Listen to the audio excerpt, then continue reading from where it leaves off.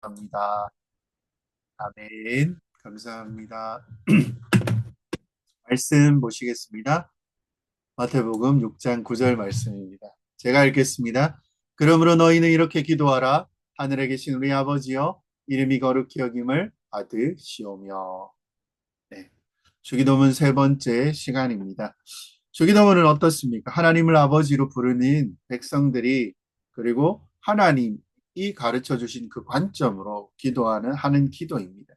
그 중심에는 뭐가 있습니까? 우리의 욕심이 아니고요. 하나님 뜻이, 그리고 하나님의 나라가 이루어지는 것을 기도합니다.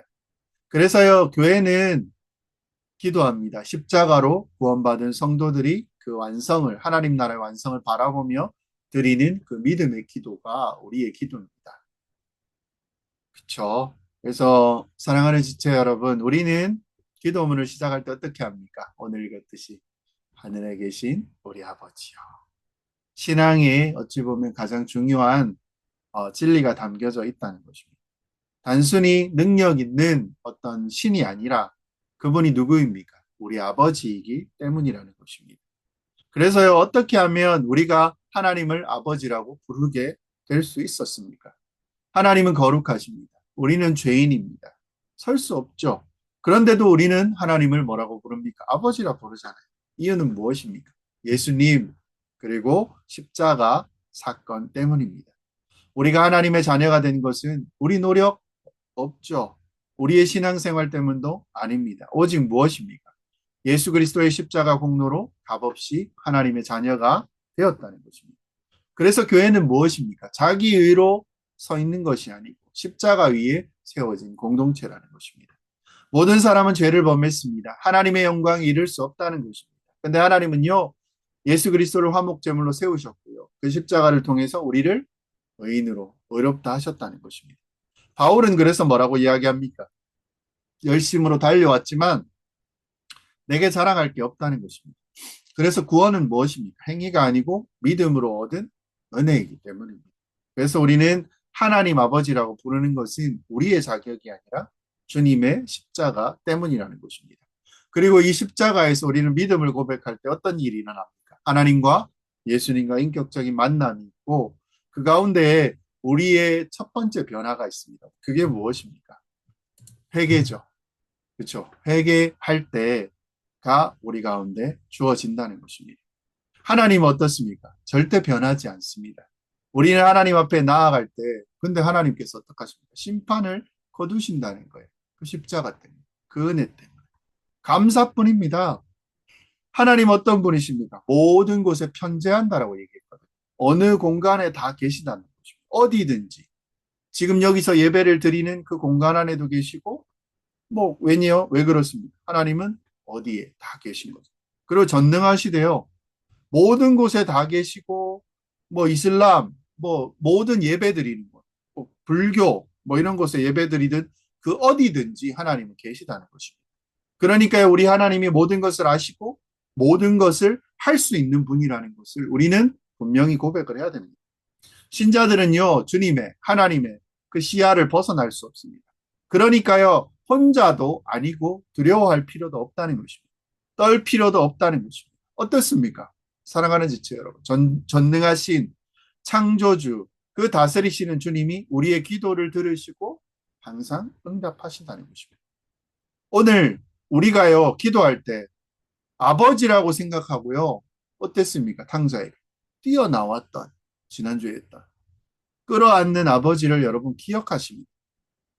동시에요, 그 아버지는 무엇입니까? 그렇게 사랑하고 날마다 우리를 그 마을에 여기까지 오는 것을 매일 가서 기다리고 있어.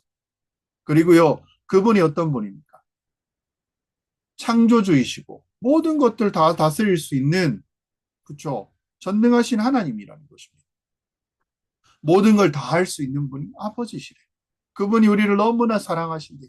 우리가요, 그분과 같이 뭘 할 수가 있냐는 거예요. 원칙적으로요, 그분을 볼 수 없습니다.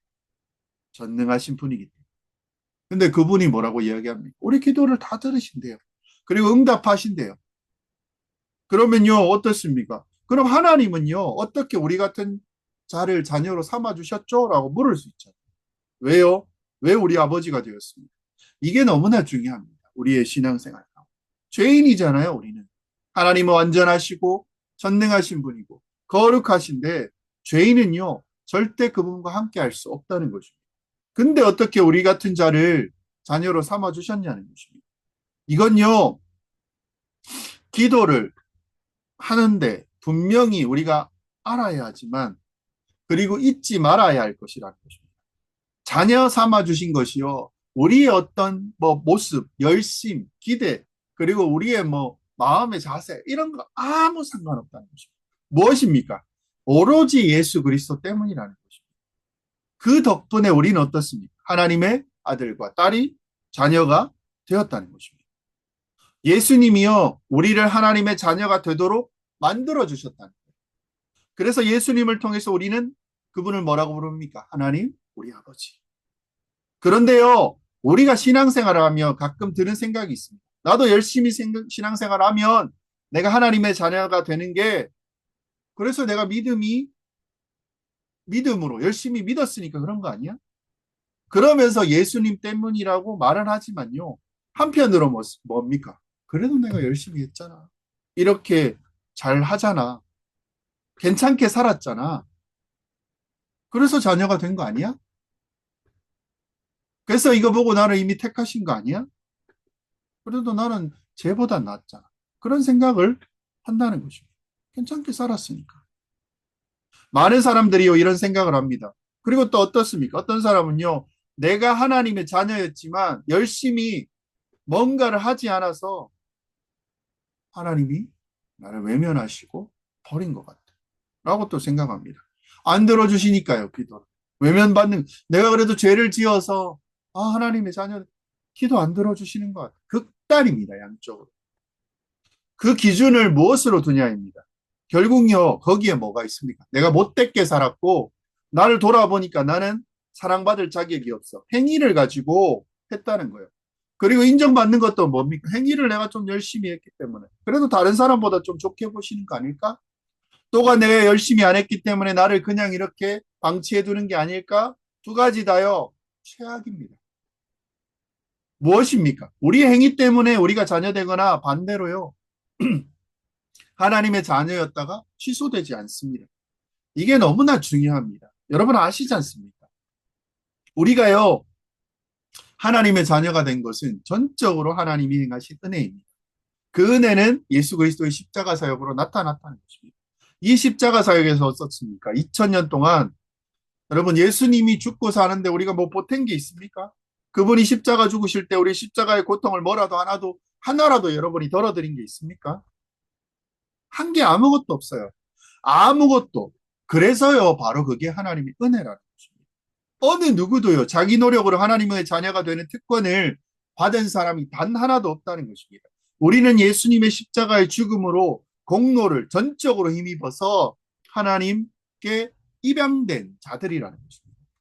그래서 베드로전서에서 뭐라고 이야기합니까? 너희가 전에는 백성이 아니더니 이제는 하나님의 백성이요, 전에는 긍휼을 얻지 못하였더니 이제는 긍휼을 얻은 자니라. 원인이 없어요. 우리가 한 게 없어요. 하나님께서 그분의 은혜, 예수 그리스도를 통해서 우리를 그냥 자녀 삼아 주신 것입니다. 근데요, 이렇게만 얘기를 해도요, 분명히 우리는 이해가 안 됩니다. 우리가 하나님의 자녀가 된 것뿐만 아니라요, 하나님의 자녀의 지위를 빼앗기게 되는 것. 또 그리고 빼앗기게 되거나 버림받지 않으려고 어떻게 합니까? 최대한 뭐 어떻게 합니까? 이번 주는 내가 그래도 조금 잘 살았어. 낮게 살아야 되잖아. 이게 세상의 원리와 세상의 방식이라는 것입니다. 최소한 이 정도는 교회 다니면 해야 되지 않냐? 그래도 내가 뭐 구원받았는데 이게 세상의 가치관이라는 것입니다. 이게 우리 머릿속에 들어오니까 어떻습니까? 생각이 어떻게 갑니까? 발전됩니까? 그래도 내가 하나님의 뜻대로 살아야 되지 않냐? 맞죠. 맞습니다. 근데 이것 때문에요, 하나님이 나를 그래도 좀 받아주시겠지. 괜찮아 해주시겠지. 하면서 살아간다는 것입니다. 사랑하는 지체 여러분. 그러면 우리의 행위에 대해서요, 믿음의 선배들이 성경이 어떻게 말하고 있는지를 보면 이렇습니다. 루터는 이렇게 이야기합니다. 우리 신앙생활과 하나님이 우리를 사랑하는 이 두 행위를 분리해서 생각하는 습관을 갖는 것은 정말 어려운 일입니다. 모든 게 연결되어 있다는 것입니다. 모든 사람들이 다 믿음을 가지고 있는 그 순간에도 우리 마음은요, 하나님 앞에서 그것을 자랑한다는 것입니다. 내가 오랫동안 말씀을 전파했고 훌륭한 삶을 살아왔고 이만한 일을 했으니 하나님이 이 점을 좀 높게 평가해 주시겠지라고 말한다는 거죠. 근데요, 사실 전혀 그렇지 않습니다. 사람 앞에서 자랑할 수 있을지는 몰라도요, 하나님 앞에 우리가 설 때는요, 자랑할 만한 것은 모두 버리고 뭘로만 가야 됩니까? 은혜만을 호소해야 됩니다. 주님께서 나를 대신해 죽으신 그 십자가 은혜밖에 없다는 거죠. 사실요, 그 의로운 행위를 하기 위해서 일생을 바친 사람이요, 오직 믿음으로 그 우리의 중보자 대신, 구원자 대신 예수 그리스도를 의지한다고 생각하는 것은 어렵죠. 또 고통스러운 일입니다. 은혜의 메시지를 전하고 몇십 년 동안 스스로 그것을 믿는 우리 자신도요, 내가 무엇을 공헌할 수 있다라고 생각한다는 목사인 저조차. 그리고요, 하나님과 거래를 하려고 한다는 것입니다. 나의 성결한 거룩한 이 선한 행위, 그리고 이것을 가지고 어떻게 합니까? 하나님, 나 이래 열심히 했잖아요. 하나님 은혜를 교환하려는 옛 습관을 우리는 버리지 못한다는 거죠. 하나님께서요, 전폭적으로 하나님의 순전한 은혜만을 의지한다라고 생각하기가 육신을 입고 있는 동안 여전히 쉽지 않다는 거죠. 힘들다는 것입니다. 그런데요, 나는 이것을 내가 반드시 믿어야 할 진리임을 확신합니다. 내가 했던 어떤 행위도 하나님의 은혜와 맞교환할 수도 없습니다. 순전히 하나님의 의만을 우리는 의지해야 한다는 것입니다. 그래서요, 믿음의 선배들은 이렇게 이야기해요. 자기가요, 전생애를 주를 위해 산 다음에도 마지막 죽을 때 예수 그리스도에 의한 100%그 의만을 의지하고 죽는다라고 합니다. 근데도요, 주님의 그 십자가밖에 안 보는데도 두렵고 떨리다라고 이야기해요. 왜요? 우리의 행위가요, 아무리 선할지라도 그 안에 다 죄가 있습니다. 불완전합니다. 완전이라고 하는 하나님의 기준에서는요, 우리끼리, 와, 역시, 목사님 대단하세요. 권사님, 집사님 훌륭하십니다. 칭송을 아무리 받아도요, 그분 앞에서는요, 아무것도 아니라는 것입니다. 그 행위가요, 아예 보이지도 않는 점조차도 안 된다는 것입니다. 이렇게 이야기합니다. 브라이언 제플이라는 목사님이 있습니다. 이렇게 이야기합니다. 아무리 훌륭한 선을 행한다 하더라도 하나님의 거룩한 것에 미치지 못한다. 그러므로 공로를 내세워 하나님의 은혜를 얻으려는 거래는 성사될 수 없다. 선행으로 하나님의 은혜를 살 수 없다. 하나님은 그분의 뜻대로 우리에게 복을 주실 뿐이다. 우리의 행위와 상관없이 그분의 뜻대로, 그죠? 복을 주신다는 거죠. 우리는요, 선행을 내세워서 하나님의 환심을 살려는 그 행위를 멈춰야 합니다. 하나님은 아무에게도요, 갚으실 빚이 없다는 것입니다. 우리의 선행으로 하나님을 감동시킬 수 없다라는 그 사실은요, 우리가 일반적으로 세상에서 생각할 수 있는 것과 반대됩니다. 사람들은 대부분 어떻습니까? 저울을 답니다. 선악의 경중을 재는 걸로 하나님에 들어갈 자격이 있다라고 생각하고, 말은 은혜라고 이야기하죠. 내가 선한 일을 더 많이 했으면 하나님의 나라에 들어갈 자격이 더 있잖아. 믿는 사람들조차도요, 완전한 사람은 아무도 없다는 것입니다. 믿음의 선배들이 있습니다. 그렇게 말하면요, 어떻습니까? 저지른 잘못보다 선행을 행한 것이 더 많으면 뭐라고 생각합니까? 하나님께 인정받을 수 있으리라고 믿는 거죠. 근데 성경은 무엇입니까? 아무리 최고의 선을 행한다 할지라도 그것 때문에 하나님의 자녀가 될 수 있는 자격을 갖추게 되는 것이 아니다 라고 분명히 가르칩니다. 어떤 목사님, 하우어스라는 목사님이 있습니다. 그분은 여기에 큰 위로가 있다. 비록 당신이 스스로 그리스도인답게 살지 못한다고 느끼더라도, 비록 당신이 그리스도인답게 행동하지 못하더라도, 심지어 당신이 그리스도인처럼 믿지 못하더라도, 당신이 하나님과 맺고 있는 관계는 당신의 느낌이나 행위나 당신의 믿음에 기초하고 있지 않다. 당신이 하나님의 자녀인 것은 하나님이 교회를 통해 예수 안에서 너를, 당신을 택하셨기 때문이다. 그리스도인은요, 스스로 마음속에 드는 생각은 불안스럽게 그 마음을 살피거나 자기를 돌아보거나 자기의 모든 행위나 잘못을 철저하게 살펴보고 조사하거나 이해되는 하나님의 말씀을 믿어버리려고 눈을 감고 억지로 그것을 애쓸 필요가 없다는 것입니다. 우리는요, 신앙생활할 때 느긋해질 필요가 있습니다. 하나님의 관계는 우리의 생각, 우리의 행위, 이전에 하나님을 생각하고 있는 생각이고, 이전에 하나님의 생각이고, 하나님의 행위였다라는 사실을 알기에, 그 모든 것이 우리가 살아왔던 실수조차도 그 가운데서 하나님의 행위 가운데서 우리를 지키셨다라는 것, 우리와 함께 하셨다는 것을 알기에 우리는 안심할 수 있습니다. 우리가 행동하기 전에요, 하나님이 모든 것을 아시고 그 일을 행하셨기 때문입니다.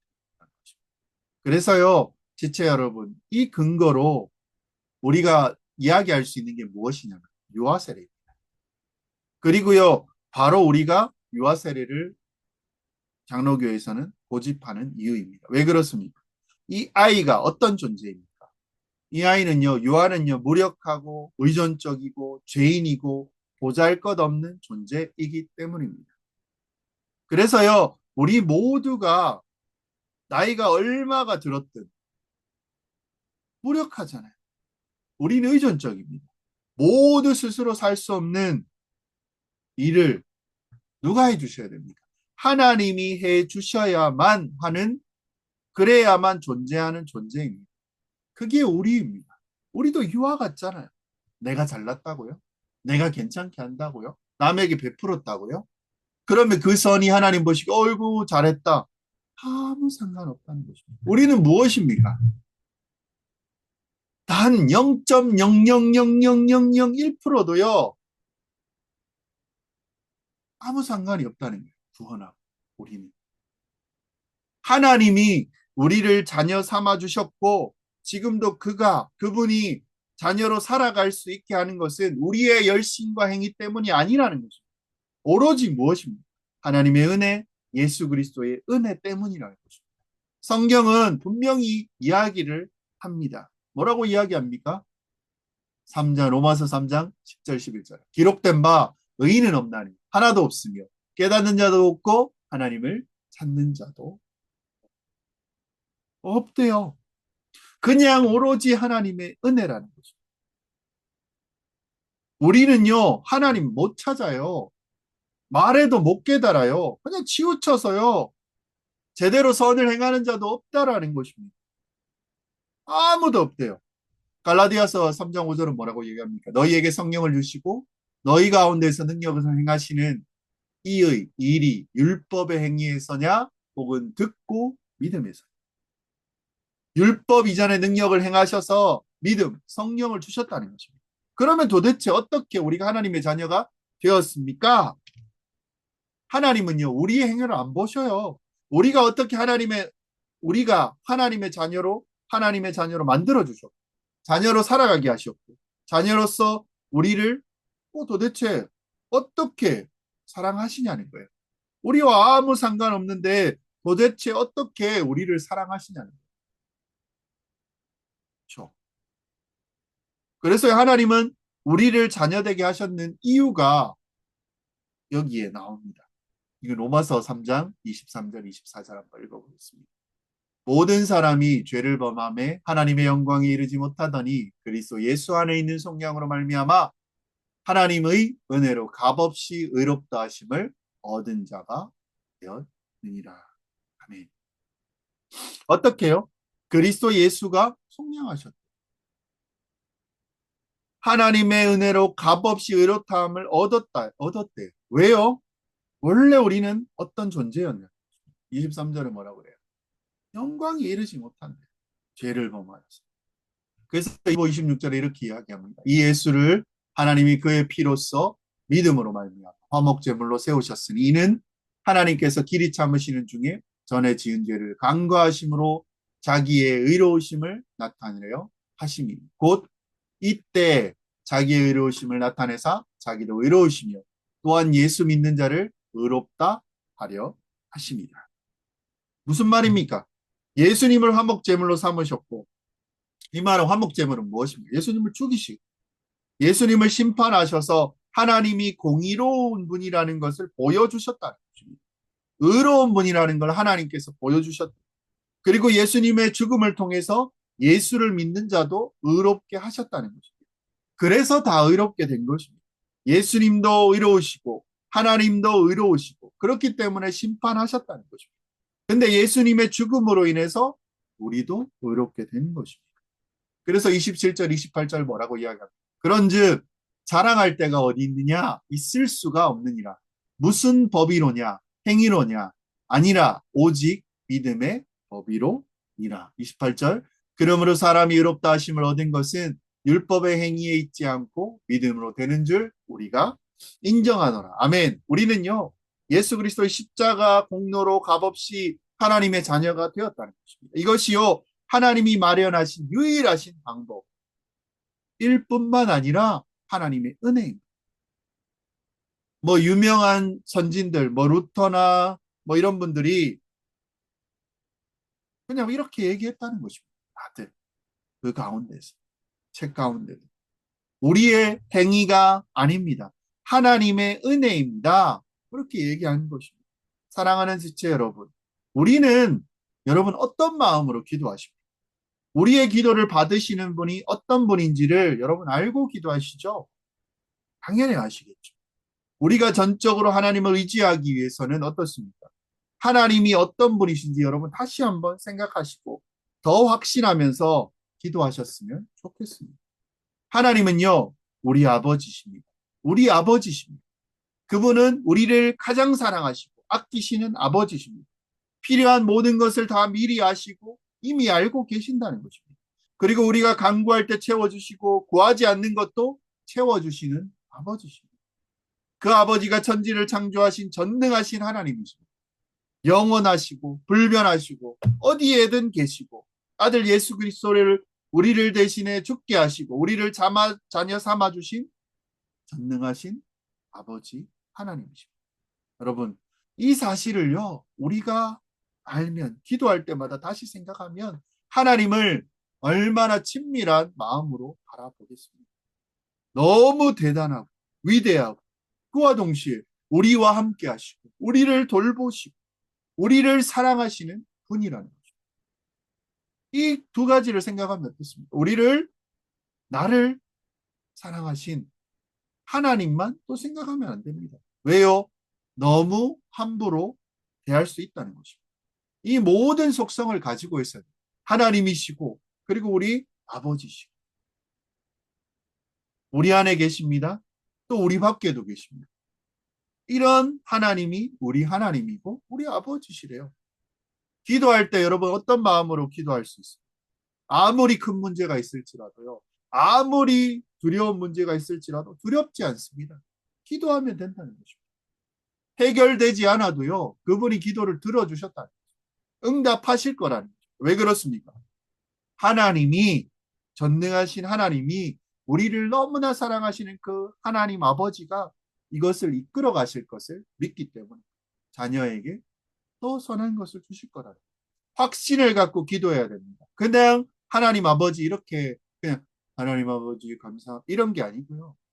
우리가 누구와 교제할 때 점점 신뢰하고 더 잘 알게 된다는 거죠. 그리고 요청할 때 더 확실하게 요청한다는 거죠. 구할 때도 동일하죠.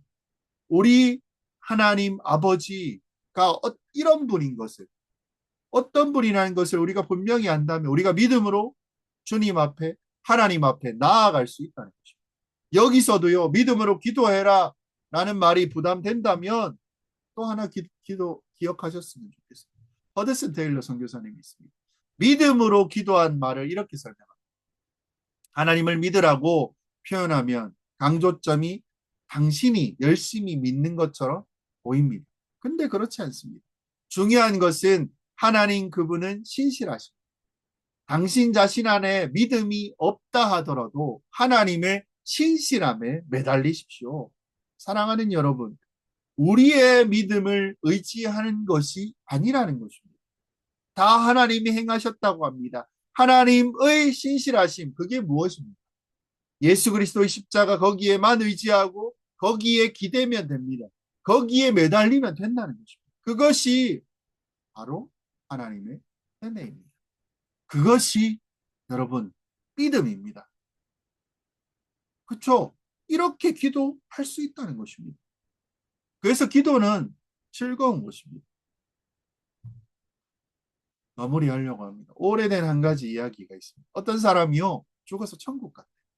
천국에 갔더니요 그 문 앞에 가브리엘 천사가 지키고 있는데 천사가 그에게 말합니다. 이곳에 들어가기 위해 방법 좀 알려주세요. 천국에 들어가기 위해서는 여러분 100점을 얻어야 들어갈 수 있습니다. 당신이 행한 모든 선행을 지금 저에게 한번 말해 보십시오. 제가 당신이 행한 그 행위에 각 점수를 붙여주고 그 점수를 합쳐서 100점이 되면 천국문에 들어갈 문을 열쇠를 주고 문을 열어주겠습니다. 그러니까요, 당신이 살았던 그 모든 선행이 많으면 많을수록 그만큼 점수를 딸 수 있습니다. 죽어서 딱 천국문에 들려는 그 남자가 말하기로 하고, 이렇게 이야기해요. 제가요, 저 가정생활이 어떤지 한번 얘기해 보겠습니다. 저는요, 결혼해서요, 50년 동안 한 여자와 살았습니다. 한 번도 아내를 속이거나 외도한 적이 없습니다. 마음속에 다른 사람을 품지 않았습니다. 나는 나의 아이들을 너무 사랑하여 아이들을 위해 최선을 다했습니다. 하나님이 내게 맡겨주신 그 가장의 역할에 정말 최선을 다했습니다. 그래서 천사가 말했습니다. 정말 잘했어요. 좋습니다. 당신에게 3점을 드리겠습니다. 믿을 수 없다는 표정을 남자가 짓습니다. 왜? 3점이요? 뭐 잘못된 거 아니에요? 그리고 다시 다른 생각을, 교회에서 신앙생활 너무 열심히 했습니다. 평생요, 교회를 다녔고요. 직분자였고요. 그래서 물질로, 봉사로, 그리고 지체들을 섬겼고요. 헌신하였고요. 그리고 정말 많은 일들을 했습니다. 교회와 그를 위해서. 많은 희생을 했습니다. 너무 잘했네요. 1점 드릴게요. 이 남자는요, 1점이란 말을 듣고 이제 염려하기 시작합니다. 비장한 무기를 딱 꺼내듭니다. 자기 인생 전체를 걸쳐서 내가 어떤 일을 했는지 얘기하면서 우리 동네를 돌아다니면서 집 없는 사람들을 위해서 제가 집을 지어줬습니다. 제공했습니다. 대단합니다. 휴일에 굶주린 사람들을 위해서 먹을 것을 나눠줬습니다. 그들의 친구가 되어주었고요. 이웃 사람, 그들의 필요를 채워줬습니다. 천사가 말합니다. 우와, 잘했습니다. 2점 드리겠습니다. 남자는 이제 소리를 지르며 경악하다. 2점이요? 2점이라고요? 다 더하니까요. 6점입니다. 성도님, 6점입니다. 94점이 모자라네요. 완전히 이 사람이 포기하는 마음으로 외쳤습니다. 이런 식으로 점수를 받을 수밖에 없다면 천국에 들어갈 수 있는 길은 오직 하나님의 은혜 예수 그리스도 뿐이겠네요. 그러자 가브리엘이 뭐라고 했는지 아십니까? 들어오십시오. 천국에. 라고 그를 영접했다는 것입니다. 옛날 얘기입니다. 사람이요, 수많은 일을 행하였고 그의 삶이 성인처럼 정말 온전하게 살았을지라도 결코 하나님 나라에 들어갈 수 있는 행위가 아니라는 것입니다. 반대로 이야기하면요. 이것 때문에 하나님의 자녀로 쫓겨나지 않는다는 것을 또 말합니다. 좀 실수하고 남에게 모질게 하고 그런 것들이 있을지라. 전적으로요. 하나님의 은혜입니다. 우리 주 예수 그리스도의 십자가 은혜로 우리는 하나님을 아버지라 부르고요. 그분께 기도하며 응답받으며 살아갑니다. 사랑하는 지체 여러분, 3일이 또 지났고요. 또 한 주도 또 살아갑니다. 우리 하나님 아버지의 은혜를 여러분 의지하십시오. 그 은혜에 기대어서 여러분 기도하십시오. 그분의 신실함에 매달리면 되는 것입니다. 우리가 신실하지 않아도요. 그분의 신실함이 그분이 신실하면 된다는 것입니다. 그래서 우리는요. 또 한 주 가운데 또 3일이 지나왔지만 우리가 기도할 때 좀 더 기도하기를 원하셔야 돼요. 길게 기도는 안 하셔도 되고요. 시간을 정하셔서 단 10분만이다. 아니 20분만. 좀 더 되면 30분, 1시간만. 그 이상 하셔도 돼요. 근데요. 최소한 10분. 그럼 10분이 뭡니까? 나와 내 주변 5분. 다른 사람을 위한 반반을 하셔야 돼요. 그래서 조금씩 추가해 가면 더 좋을 것 같습니다. 많이 하시잖아요. 그럼에도 또 새 마음으로 또 기도하시는 거죠. 그래서 이제 무엇을 생각해야 됩니까? 우리 하나님 아버지에서는 우리의 아버지 되시고 전능하신 분입니다. 근데요, 나의 행위와 상관없이 이 기도로 우리가 기도해서 이루어지는 것이 아니라는 것을 우리는 알지만, 그럼에도요, 감사하고 기쁨으로 기도하는 것입니다. 왜요? 전적인 하나님의 은혜를 의지해서 그분의 신실함에 기대어서 기도하면 된다는 거죠. 그럼 다 채워져요. 이렇게 기도할 때 또 남은 또 한 주 가운데서 주님의 놀라운 은혜를 누리며 살아가는 여러분이 되실 거라고 저는 생각합니다. 적용해 보면 이렇습니다. 우리의 행위가 은혜가 아니고요. 그냥 은혜로 우리는 살아가는 것입니다. 내가 열심히 했으니까 하나님이 나를 사랑하신다? 아니요. 또 어떤 사람이 이렇게 생각해요. 내가 부족하니까 나를 버리셨다. 아니요. 성경은 뭐라고 이야기합니까? 하나님이 우리 자녀로 삼으신 것은 누구 때문에? 예수님 때문에. 우리 때문이 아니에요. 그래서 뭐라고 이야기합니까? 우리는 담대하게 하나님께 나아갈 수 있다는 거죠. 심판하려고 기다리는 분이 아니잖아요. 품으시는 아버지고요. 전능하신 하나님, 모든 걸 다 할 수 있는 어디에나 계신 분. 우리는 두려움이 아니라 믿음으로 이제 기도할 수 있다는 거예요. 믿음으로 기도하십시오. 그리고 우리가 기도해야 할 방향은 무엇입니까? 십자가를 붙들고 기도해야 합니다. 내가 얼마나 믿음이 좋은가가 아니라 하나님이 얼마나 신실한가에 달렸다라고 했습니다. 우리의 기도는요, 나의 믿음 아니요, 십자가의 은혜에서 예수 그리스도께서 우리를 대신해 죽으신 그 은혜를 의지해서 기도한다는 거죠.